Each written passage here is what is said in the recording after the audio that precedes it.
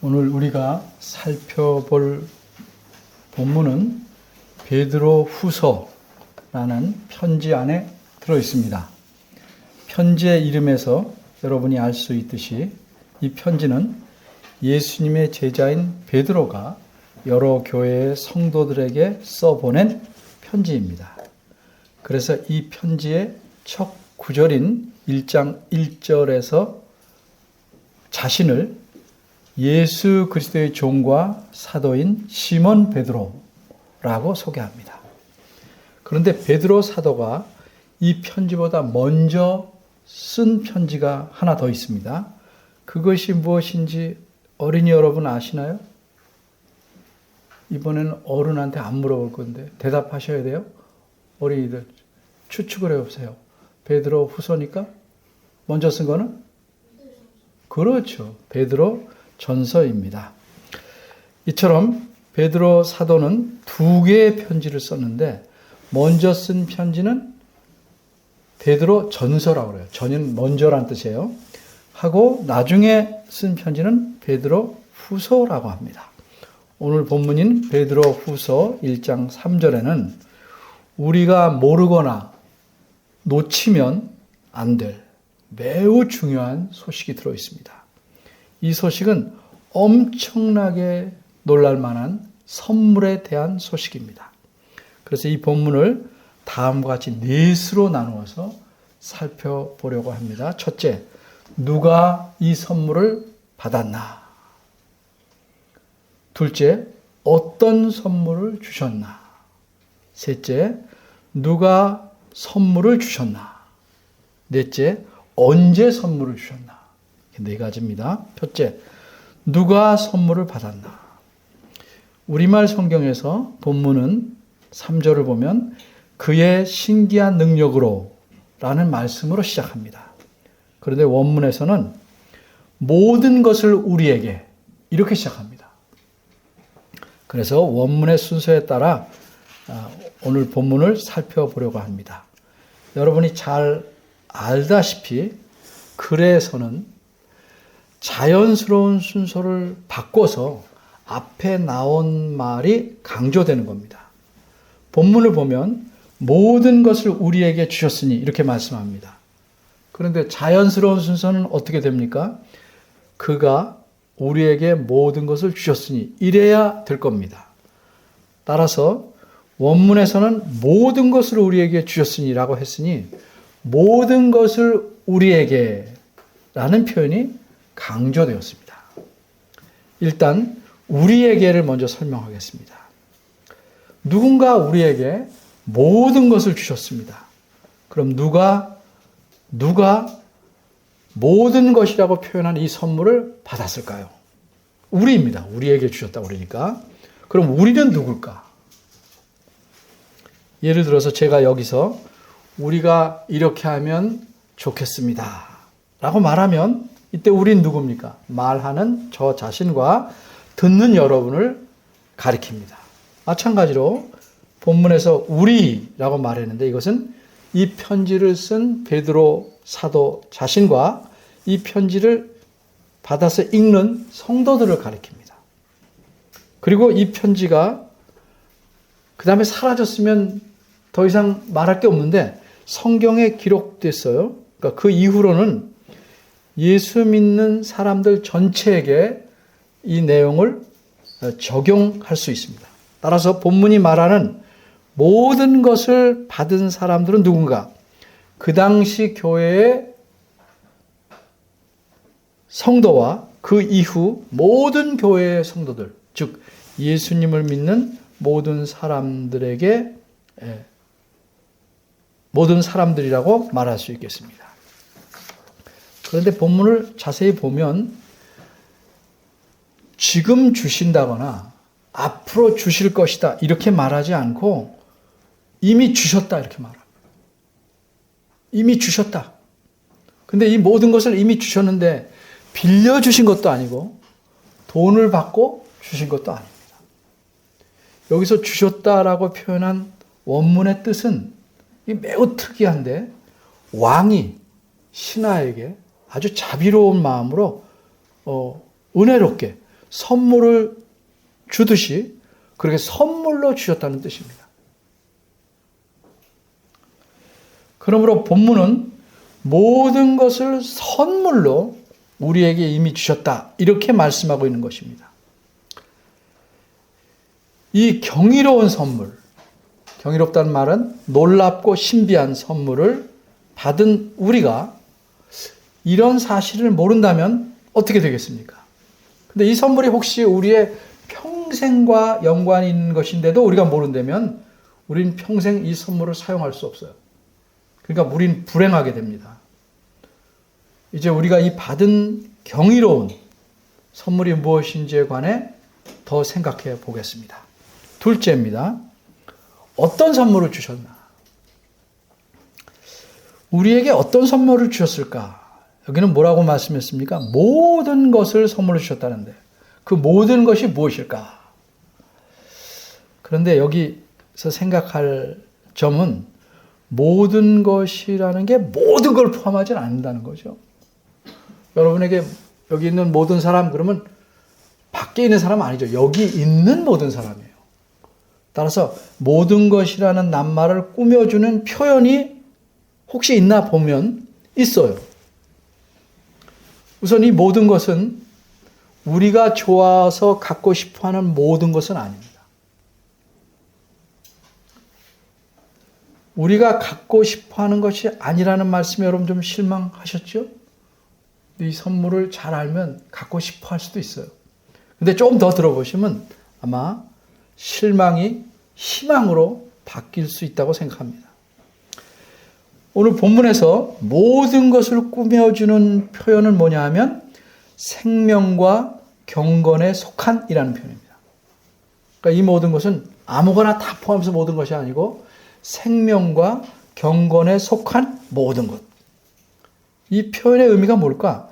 생명과 경건에 속한이란 말은 생명과 경건에 관한, 그것과 연관된 또는 생명과 경건에 필요한 이런 뜻입니다. 그리스도인이란 이 세상에 살면서 자기가 원하는 모든 것을 다 얻으려고 악착같이 그렇게 살아가는 사람이 아닙니다. 그렇게 사는 사람은 그리스도인이라고 말하기 힘들어요. 그러나 이 세상에서 살아가야 하기 때문에 그리스도인에게 없어서는 안 될 꼭 필요한 것이 있습니다. 누구나 그리스도인은 이것이 꼭 필요합니다. 없으면 그리스도인으로 살 수 없어요. 그게 뭐냐? 생명과 경건에 관한 것입니다. 이것이 있어야 이 세상에서 그리스도인답게 살아요. 바꿔 말하면 하나님을 바르게 섬기고 하나님을 기쁘시게 하는 삶을 살 수 있단 말입니다.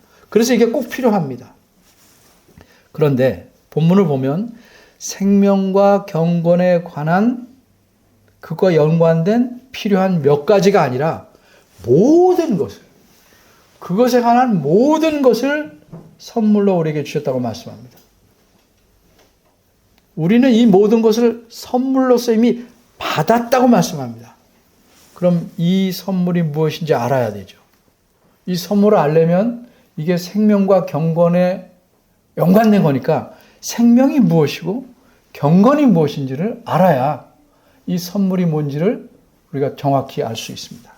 우선 생명이 뭡니까? 생명. 쉽게 생각하면 우리가 이렇게 살아있는 것이 생명을 가진 겁니다. 살아있게 하는 것, 그게 생명이죠. 근데 오늘 본문에서 말씀하는 생명이란 그런 게 아니에요. 이 생명은 예수 믿는 사람들, 그리스도인들만 받은 겁니다. 따라서 이 생명은 사람이라면 누구나 다 갖고 있는 생명과는 다른 것입니다. 사람에게는 두 가지 생명이 있습니다. 근데 평생을 살면서 어떤 사람은 한 가지 생명만 갖고 살고요. 어떤 사람은 두 가지 생명을 다 갖고 삽니다. 이 두 가지 생명인데 첫 번째는 사람이라면 누구나 갖고 있는 생명입니다. 그러니까 이 생명은 자연적인 생명이에요. 부모님에게서 태어나면 얻게 되는 생명입니다. 그러니까 이 생명은 죽을 때까지만 계속되는 생명입니다. 그래서 이것을 자연적인 생명이다. 일반적인 생명이다. 이렇게 말할 수 있어요. 누구나 갖고 있으니까. 우리도 갖고 있고 예수님 안 믿는 사람도 갖고 있어요. 둘째로 자연적인 생명이 아닌 다른 생명이 있습니다. 이건 오직 그리스도인에게만 주어진 생명입니다. 이것을 가리켜 영적인 생명이다 라고 말할 수 있고 새 생명이라고도 말할 수 있고 영생이라고도 말할 수 있어요. 이 생명은 사람이 자연적인 생명을 갖고 살아있는 동안 어느 시점에 다시 태어나야만, 엄마 뱃속에 들어가는 게 아니에요. 거듭나야만 얻게 되는 생명입니다. 이 생명은 그리고 자연적인 생명이 끝나도 영원히 계속되는 생명입니다. 그래서 이걸 영생이라고 하는 것이고 다시 거듭나야만 하니까 새 생명이라고 하는 것이고 이거는 자연적인 생명과 다르니까 또 영적인 생명이라고 할 수 있는 거예요. 그리스도인은 누구나 이 두 가지 생명을 갖고 살아갑니다. 그런데 안타깝게도 적지 않은 그리스도인들이 이 영적인 새 생명보다 자연적인 생명을 더 소중하게 여기고 가치 있게 여기면서 살아갑니다. 그러니까 그들은 그리스도인으로 살아가는 게 아니죠. 그냥 교회만 다니는 거죠. 이처럼 그리스도인이라는 사람이 영적인 새 생명보다 자연적인 생명을 더 소중하고 가치 있게 여기면서 살아간다는 것은 예수님께서 가르치신 말씀을 무시하고 살아가는 겁니다. 예수님께서는 이렇게 질문하시면서 말씀하셨습니다. 제자들에게 또 사람들에게 몸이 옷보다 중요하지 않으냐? 목숨이 음식보다 중요하지 않으냐? 무슨 말씀인지는 여러분 당연히 잘 압니다. 몸이 옷보다 더 중요하고 목숨이 음식보다 더 중요합니다. 그런데 몸보다 옷을, 목숨보다 음식을 더 중요하게 여기는 사람들이 의외로 많습니다.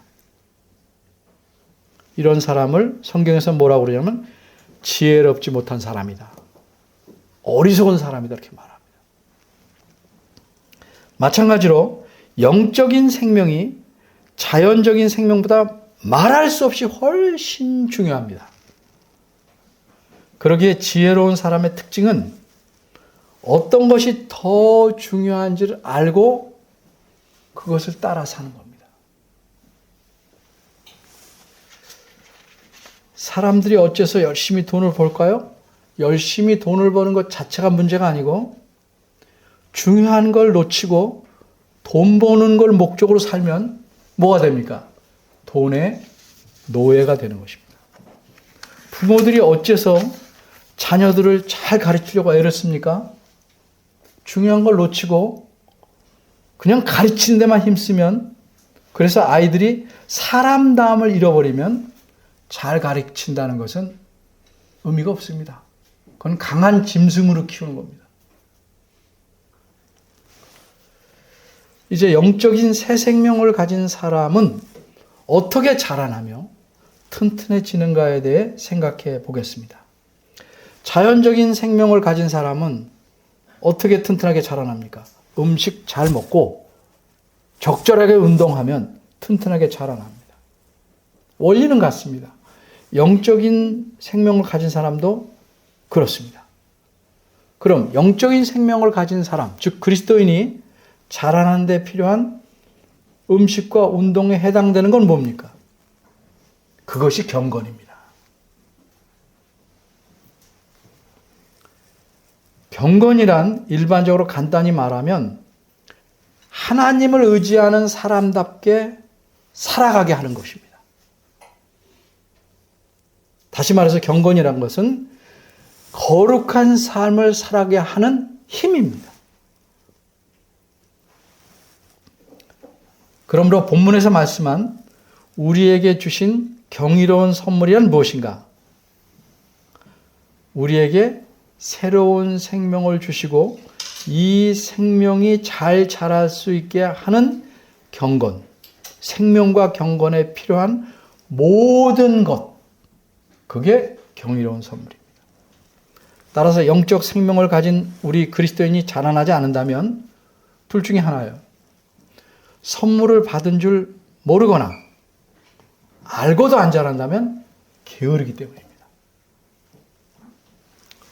이는 마치 음식을 제대로 먹지 않고 운동도 게을리 해서 나는 왜 이렇게 약하지? 힘이 없지? 그렇게 한탄하는 사람은 어리석죠. 밥 안 먹고 가려 먹고 운동을 안 하니까 약한 거죠. 자신에게 주어진 정말 놀랍고 신비한 이 경이로운 선물을 사용하지 않으면서 어째서 내 신앙은 늘 이 모양일까? 탓하는 것도 어리석은 겁니다. 세 번째입니다. 그럼 누가 선물을 주셨는가? 누가 이 모든 경이로운 선물을 주셨는가? 도대체 이런 선물을 주신 분이 어떤 분이시기에 우리에게 이 모든 것을 주실 수 있었을까? 이것을 설명하는 표현이 우리말 성경에서는 맨 앞에 나와 있습니다. 그의 신기한 능력으로 라는 표현입니다. 여기서 그는 누굽니까? 그는 하나님이라고 봐도 틀리지 않습니다. 그런데 정확히 말하자면 2절과 연관해서 봐야 하니까 예수 그리스도이시다 이렇게 보는 것이 더 합리적입니다. 그럼 신기한 능력이라는 것은 무슨 뜻일까? 이것은 신기하다, 신비하고 기이하다, 신기한데 이런 능력이 아니고 신적인 능력이다. 신적인 능력이다. 이거 밑줄 그어놓고 써놔야 돼요. 신적인 능력이다. 예수님은 우리가 바르게 믿는 바대로 그 본질이 참 사람이시고 참 하나님이십니다. 그래서 예수님은 하나님의 전능하신 능력을 갖고 계십니다. 이것을 가리켜 신적인 능력이라고 표현한 것입니다. 다시 말하면 예수님께서 자신이 본질상 하나님이시기 때문에 하나님으로서, 신으로서 가지고 계신 전능하고 놀라운 능력, 이 능력을 사용하셔서 생명과 경건에 속한 모든 것을 선물로서 우리에게 이미 주셨다는 말씀입니다. 이 선물은 눈에 보이지 않아요.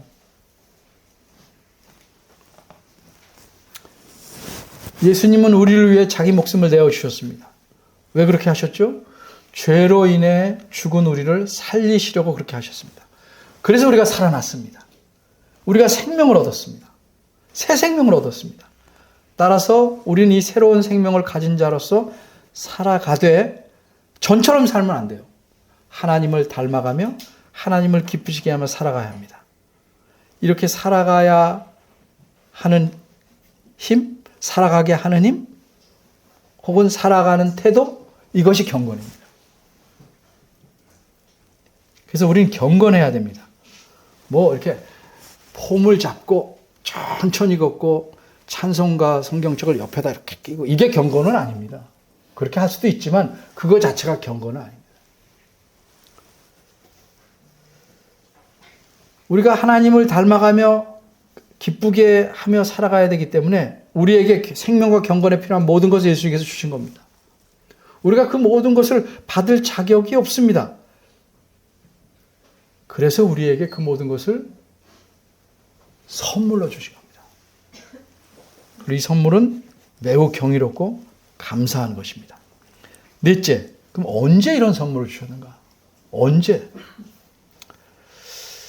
예수님께서 이 놀라운 선물을 언제 주셨을까? 이 질문에 대한 답은 오늘 본문 뒷부분에 있습니다. 원문의 순서대로 보면 뒷부분에 이렇게 표현되어 있죠. 알므로 말미암음이라 이렇게 표현했어요. 이 말은 길게 표현했지만 알므로써 알므로써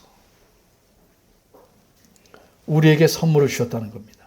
그럼 누구를 알게 된 것을 의미한가?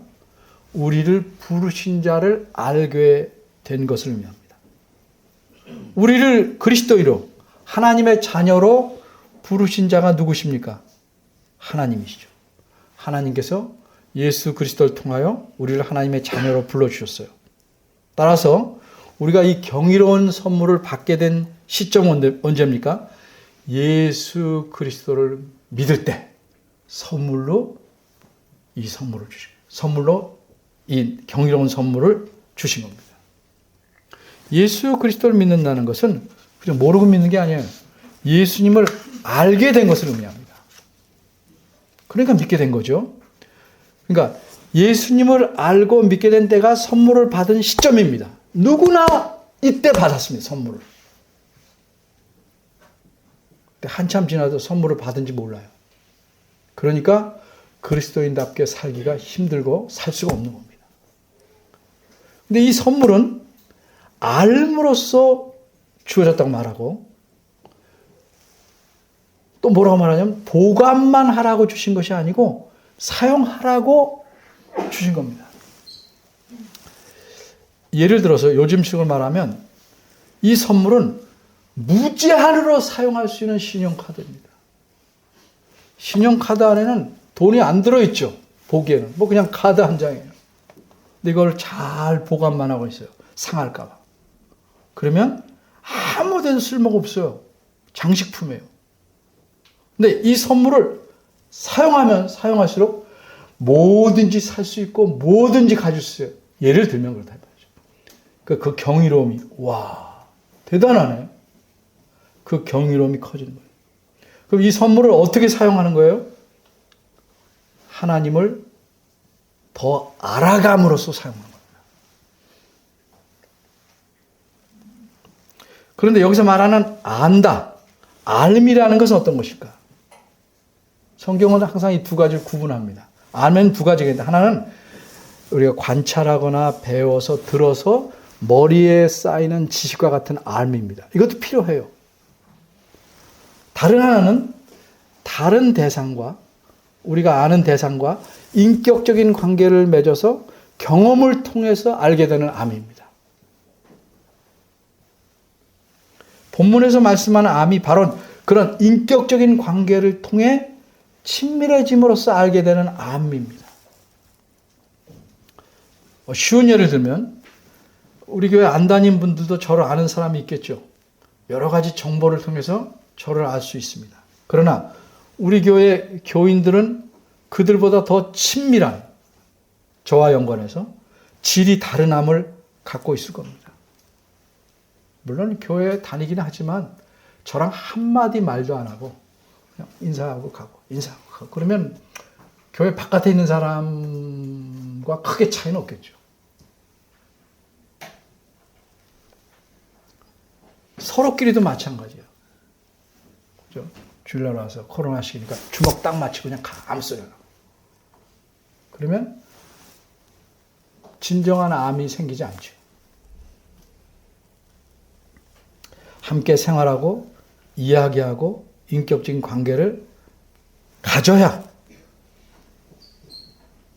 알미 점점 늘어나는 거예요. 깊어지는 거예요. 하나님을 아는 것도 그렇게 아는 겁니다. 이 부분에 대해서는 다음에 좀 더 또 이야기할 것입니다. 또 오늘 본문에서 설명 못한 자기의 영광과 덕으로서 이것도 다음에 더 설명할 것입니다. 설교를 마무리합니다. 한 10여 년 전에 나온 책이 있었어요. 그 제목이 뭐냐면 크게 책 제목이 큰 활자로 교회 다니지 마라. 입니다. 교회 다니지 마라. 근데 그 교회 다니지 마라 사이에 조그만 글씨로 이렇게 말이 추가되었어요. 교회 조그만 글씨예요. 그냥 다니지 마라. 건성건성 다니지 말라는 거죠. 그 책을 보면 교회를 오래 다녀도 신앙이 자라지 않고 성숙하지 않은 사람을 가르쳐 뭐라고 표현했냐면 교회와 데이트만 하는 사람이라고 표현합니다. 다른 예를 들면 여성과 남성과 결혼을 안 하고 맨날 데이트만 해요. 결혼은 안 해요. 데이트만 해요. 그런 사람과 같다는 겁니다. 그런 사람이 갖는 특징 몇 가지를 알려주는데 그중에 세 가지만 제가 여러분들에게 소개하겠어요.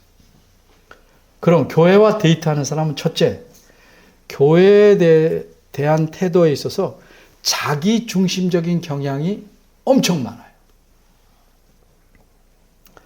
그러니까 이런 사람은 자기한테 유익하게 생각되는 사교적인 만남이나 특별한 프로그램에 무엇인가를 얻으려고 교회에 갑니다. 옛날에 학생들이 어릴 때니까 그렇지만 여학생 만나러 학교 가듯이 교회 가듯이 딴 데는 관심 없어요. 여학생. 큰 교회도 제가 여러 번 말 들었어요. 어떤 탤런트가 교회 여자 탤런트가 나오면 남자 청년들이 그 교회에 굉장히 많이 온다고 그래요.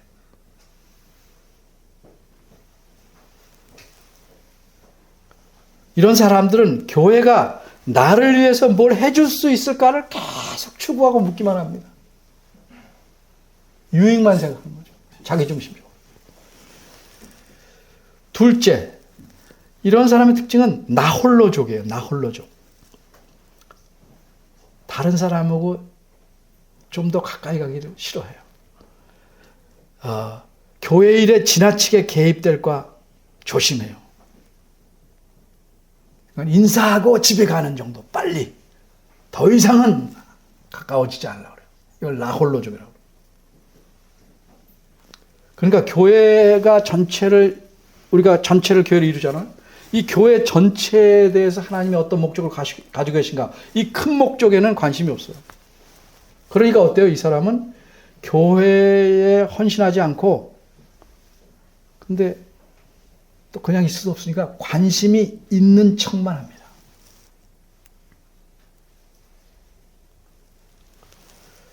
세 번째 특징은 비판적입니다. 교회에 대한 헌신은 부족한 반면에 흠집을 잡는 데는 무척 빠릅니다. 물론 노골적으로 흠집을 잡지 않아요. 왜? 이 교회에 좀 있어야 되니까. 이렇쿵저렇쿵 불만 얘기하고 불평 얘기하고 교회를 위해서 하는 양 계속 얘기합니다. 진정 교회를 위해서 말하려면 어떻게 돼요? 의견을 내서 고쳐가야죠. 내 뒤에서 앞에서 옆에서 계속 불만 흠집만 얘기. 누구는 어떻고 누구는 어떻고 교회는 어떻고 누구 목사는 계속 얘기합니다. 안 자랍니다. 그러니까 이런 사람은 이 책에서 그래요. 교회를 어떻게 생각하냐? 소비자 입장에서 교회를 생각하는 거라고 그래요. 흥미로운 표현이에요. 주일 아침에 예배를 드리는 것으로 물건값을 다 낸 거야. 그러니까 이제 교회에서는 자기가 좋아하는 유익, 상품을 찾는다 이거죠.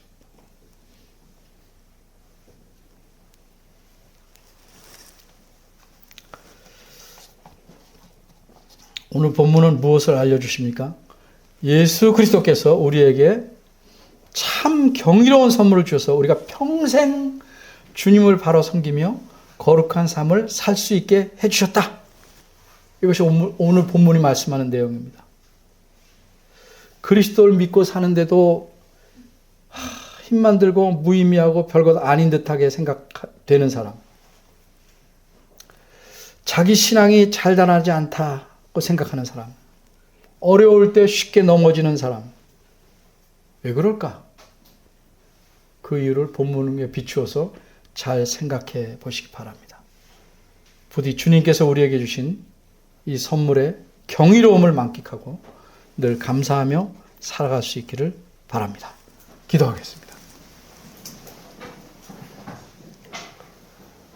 은혜로우신 하나님, 우리에게 이 땅에서 하나님 섬기고 살아가는 데 필요한 모든 것을 채워주셨는데 우리는 감나무 아래 입 벌리고 앉아서 누워서 감 떨어지기를 기다리는 사람처럼 살아가지 않는지 돌이켜보게 하시고 주님을 위해서 또 교회인 우리 형제 자매들을 위해서 헌신하고 마음 쓰고 위해서 기도하고 이렇게 하나님이 기뻐하시는 삶을 사는 사람으로 살아가기 원합니다.